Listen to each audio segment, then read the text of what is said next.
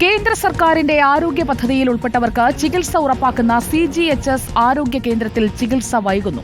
Software migration നടക്കുന്നതാണ് നിലവിലെ പ്രതിസന്ധിക്ക് കാരണം. നിരവധി പേരാണ് ദിവസങ്ങളായി ക്ലിനിക്കിലെത്തിയിട്ടും ഡോക്ടറെ കാണാൻ കഴിയാതെ മടങ്ങുന്നത്. സുനിഷായല്ലൂരിന്റെ റിപ്പോർട്ട്.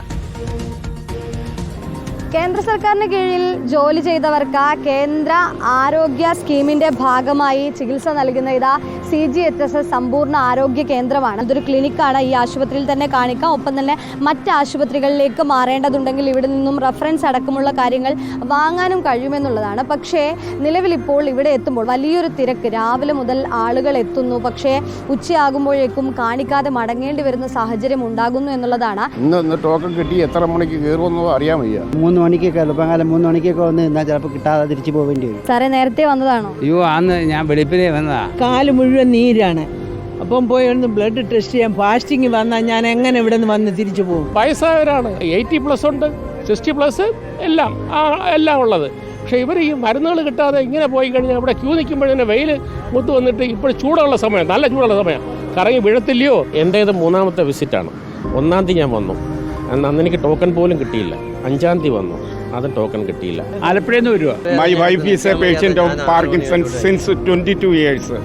ഈ മരുന്ന് ഡിപ്പെൻഡ് ചെയ്താണ് ഞാൻ ജീവിക്കുന്നത്. ഡോക്ടർ ഒരാളോടെങ്കിലും വന്നു കഴിഞ്ഞാൽ കുറേ കൂടെ സ്പീഡിൽ കാര്യങ്ങൾ നടക്കും. ഇവിടെ വരുന്നതെല്ലാം 60 മുതൽ 80-85 വയസ്സായി നോന്നിക്കാൻ വയ്യാത്ത.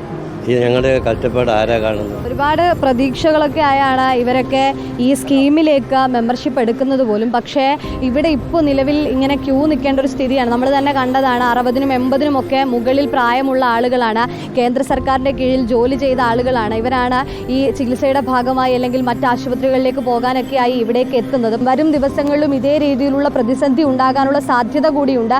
നേരത്തെ തന്നെ ഈ രജിസ്റ്റേർഡ് മൊബൈലുകളിലേക്ക് മെസ്സേജുകളായും ഇവിടെ തന്നെ സെൻ്ററുകളിൽ ഒട്ടിച്ചുമൊക്കെ തന്നെയും ഇത്തരത്തിൽ സോഫ്റ്റ്വെയർ അപ്ഡേഷൻ നടക്കുന്നതുകൊണ്ട് ചില ബുദ്ധിമുട്ടുകൾ നേരിടുമെന്ന് പറയുന്നുണ്ട്. പക്ഷേ നിരന്തരം ഈ ബുദ്ധിമുട്ടുകൾ നേരിടേണ്ടി വരുമ്പോൾ അത് വലിയ രീതിയിലുള്ള ഒരു പ്രതിസന്ധി ആകുമെന്നുള്ളതാണ്. ഈ പറഞ്ഞതുപോലെ പല രോഗങ്ങളുമായി എത്തുന്ന ആളുകളാണ്. പെട്ടെന്ന് തന്നെ ഒന്ന് ആശുപത്രിയിലേക്ക് കാണിക്കണം അല്ലെങ്കിൽ അടുത്തിടത്തേക്ക് മാറണം എന്നൊക്കെ കരുതി വരുന്ന ആളുകളാണ്. അവർക്ക് പിന്നെയും ബുദ്ധിമുട്ടുണ്ടാക്കുന്ന തരത്തിലേക്ക് ഏതായാലും ഈ സോഫ്റ്റ്വെയർ അപ്ഡേഷനുമായി ബന്ധപ്പെട്ട പ്രശ്നങ്ങൾ മാറുന്നുണ്ട് എന്നുള്ളത് തന്നെയാണ് പ്രധാനപ്പെട്ട കാര്യം. CGHS ആരോഗ്യ കേന്ദ്രത്തിലാണ് ചികിത്സ വൈകുന്ന പരാതി ഉയർന്നിരിക്കുന്നത്. പരിഹാരമുണ്ടാകുമെന്ന് പ്രതീക്ഷിച്ചു.